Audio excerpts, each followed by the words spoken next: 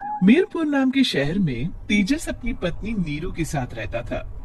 पति पत्नी दोनों ही नौकरी करते थे। एक दिन तेजस गांव अपनी माँ के पास फोन करता है।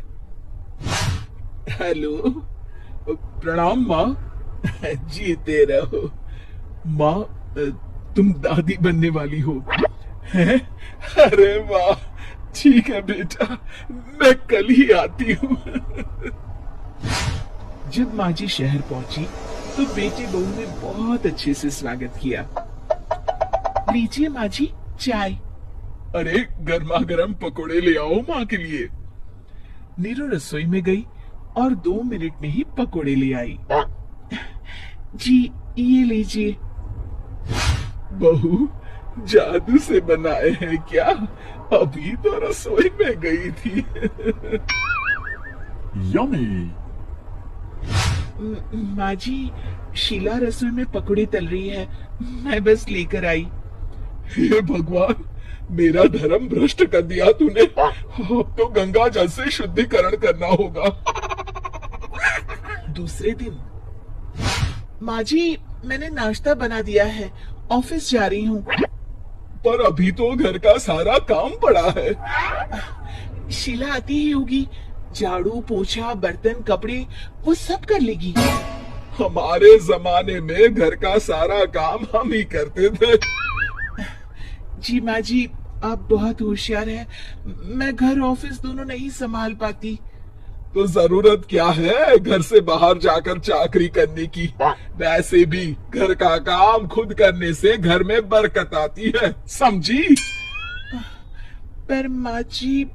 पर वर कुछ नहीं, इस महीने की पगार मिले फिर ऑफिस बंद है। हाँ। रात को नीरू तेजस से कहती है, सुनिए जी, माँ जी बोल रही थी कि मैं नौकरी छोड़ दूं। वैसे ठीक ही तो है, अभी तुम्हें आराम की जरूरत है। फिर भी आराम कहाँ, शीला को छुड़ाने के लिए बोल रही थी। तो अब 24 घंटे में इतना काम तो कर ही सकती हो। पर जॉब पसंद है मुझे, घर पर मन नहीं लगेगा। अगले दिन जब दोनों ऑफिस के लिए निकल रहे थे, मेरी तो कोई कीमत ही नहीं है इस घर में। माँ जी, आजकल महंगाई बहुत है, रहन सहन भी बदल गया है, दोनों नौकरी करते हैं तभी ठीक रहता है। अच्छा, तू कहना क्या चाहती है? मेरा बेटा तुझे बिठा के खिला नहीं सकता? तू ही इस घर का खर्च चला रही है, हैं? नहीं माँ जी, मेरा वो मतलब नहीं था।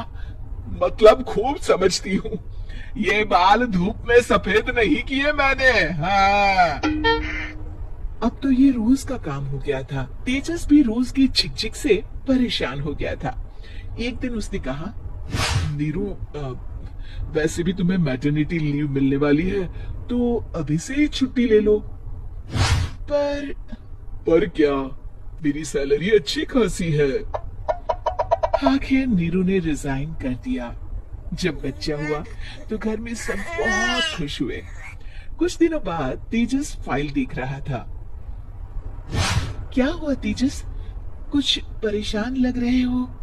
हाँ, वो हमारी जितनी सेविंग्स थी वो तो हॉस्पिटल में और छठी के फंक्शन में खत्म हो गई है नीरू।